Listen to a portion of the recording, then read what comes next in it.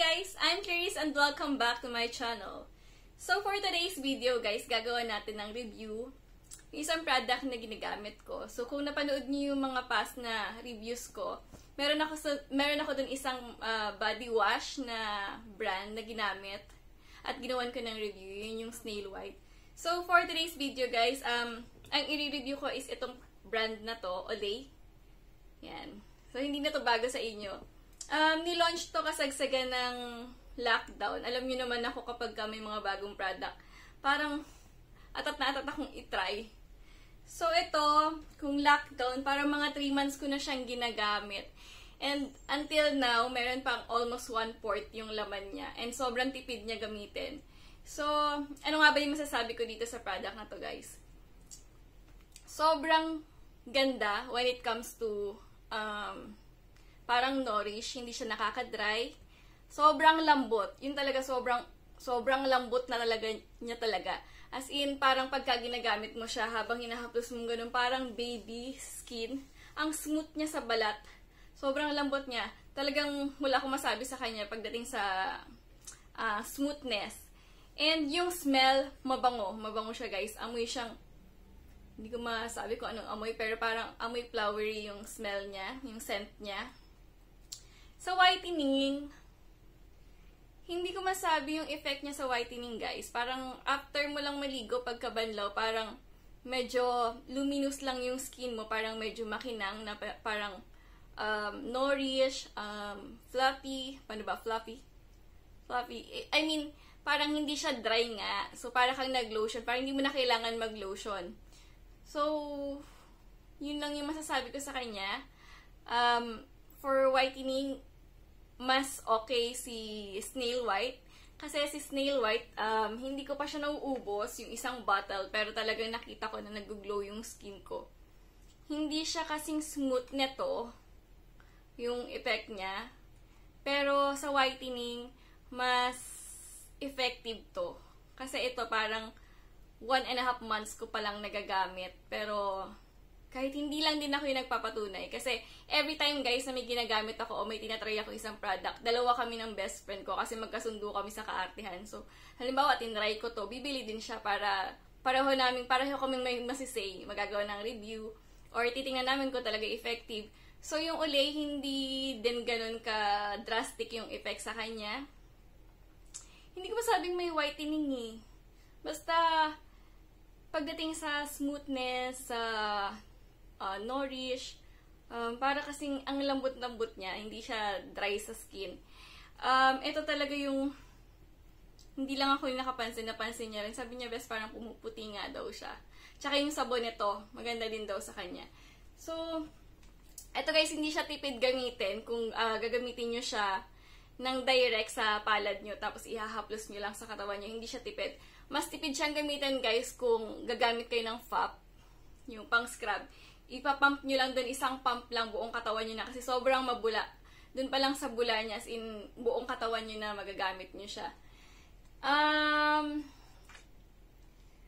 Yes, for me, still, kasi meron din naman akong friend, hindi naman siya more on whitening. Gusto niya talaga yung parang smooth lang sa balat and gentle.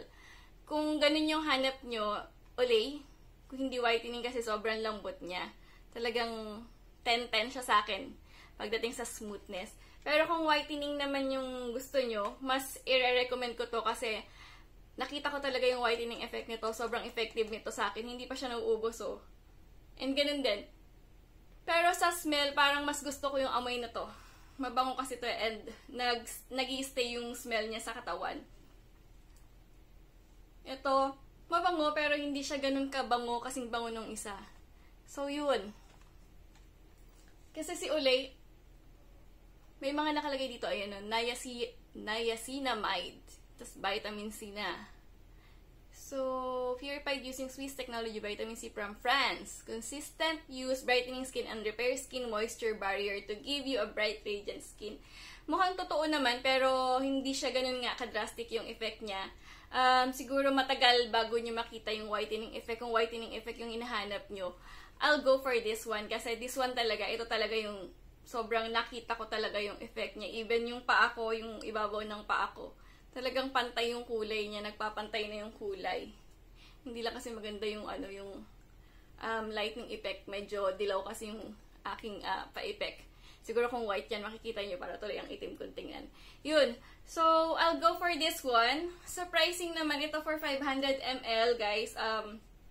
350 noon pa to nung bagong release. Hindi ko lang alam ngayon kasi nakita ko nag-sale to sa Lazada nung 12/12.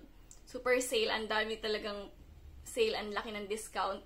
Ito rin naman nag-sale to. So, ang difference niya sa price, 350 and this one is 300 something din for 500 ml. So, which one is better for me? For whitening, this one. Yes. This is my super bet and super love na pang malakasan talaga yung epekto. So, sabi nga ng best friend ko, nag-hoard din yata siya nung 12/12 kasi sabi niya mamimili siya hindi ko na siya na-follow up. Pero mamimili siya kasi tinatanong niya ako, ako ang dami kong stock nito. Nakita niyo naman, sobrang dami ko talagang stock nito. Order ako nito, naka 2,000 ako, puro ganito lang. Ang dami. Kasi pag bumili ka ng bundle nung time na yun, maraming free eh. So, yun. Hindi ko naman sinasabing hindi maganda si Olay, diba? Sabi ko nga sa inyo, iba-iba naman yan ng siguro hindi lang talaga siya hindi lang siya, paano ba sasabihin? Hindi lang siya compatible sa skin ko. Hindi lang siya ganun yung reaction nitong ingredients nito sa skin ko. Kaya parang masasabi ko na hindi siya effective for whitening sa akin. Pero yung smoothness niya, and yung parang nourish yung skin nyo after nyo maligo. Maganda. Maganda siya. Talagang makikita nyo siya. Pero for whitening effect, kung whitening naman talaga hinahanap nyo, ito talaga guys, pang-maintain. Super pang-maintain. Wala akong masabi dito sa Snail White. Kaya pala ang mga endorser nito mga bigatin kasi naman totoo. So, yun. So, yun lang yung masasabi ko guys sa dalawang products na to.